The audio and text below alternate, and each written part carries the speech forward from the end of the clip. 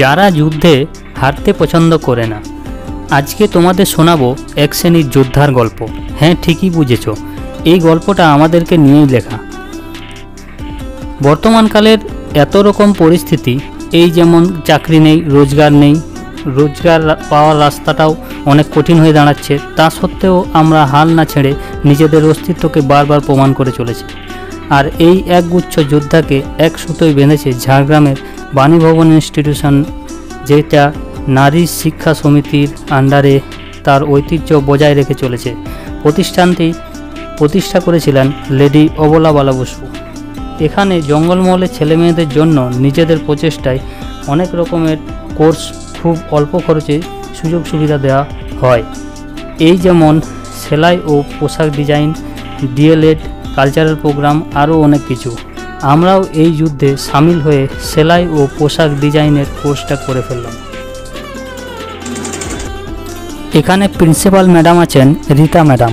এছাড়াও ম্যাডাম যেমন কেয়া madam, Panmoni madam, অঞ্জলি madam, নীলা madam, সবার সহযোগিতায় আমরা একটা খুব সুন্দর প্ল্যাটফর্ম পেয়েছি। ওনাদের সাহায্যে আমরা একটা নতুন জিনিস শেখার অনুভূতি পেলাম। এই পড়ার রঙ্গমঞ্চের বাইরেও এই রকম একটা সুন্দর জিনিস শিখতে পেয়ে আমরা ম্যাডামদের কাছে চিরকৃতজ্ঞ থাকব।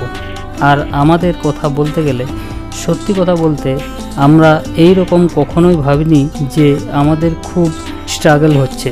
তা না হলে কি 2 ঘন্টা 3 ঘন্টা রাস্তা পেরিয়ে এত দূরে আসতে পারে? কেউ আবার বিবাহিত আছেন। আমার এই বন্ধুগুলোর কথা ভাবলে খুব অবাক লাগে। ভেবে দেখুন তো একবার, ভোর থেকে উঠে আর সংসারের কাজ গুছিয়ে বাস ধরে এত দূরে এসে ক্লাস অ্যাটেন্ড করাটা কি চারটিখানি ব্যাপার? তাও আমরা এই জিনিসটা হাসি মুখে এই ইনস্টিটিউশনে এসে তার মর্যাদা বাড়াতে পেরে আমরা খুব খুশি। আমরা চাই এই ইনস্টিটিউশন দিনের পর দিন তার চেহারা বড় করে আমাদের এইরকম সুযোগ সুবিধাগুলো দিয়ে থাক, যাতে করে জঙ্গলমহলের ছেলেমেয়েরা খুব উপকৃত হয়।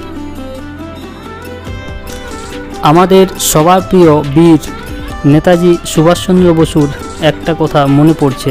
তিনি বলেছিলেন, ভারতের একটা মিশন আছে, একটা গৌরবময় ভবিষ্যৎ আছে। সেই ভবিষ্যৎ ভারতের উত্তরাধিকারী আমরাই। নতুন ভারতের মুক্তির ইতিহাস আমরাই রচনা করছি এবং করব। এই বিশ্বাস আছে বলেই আমরা সব দুঃখ কষ্ট সহ্য করতে পারি, অন্ধকারময় বর্তমানকে অগ্রাহ্য করতে পারি, বাস্তবের নিষ্ঠুর সত্যগুলি আদর্শের কঠিন আঘাতে ধূলিসাৎ করতে পারি।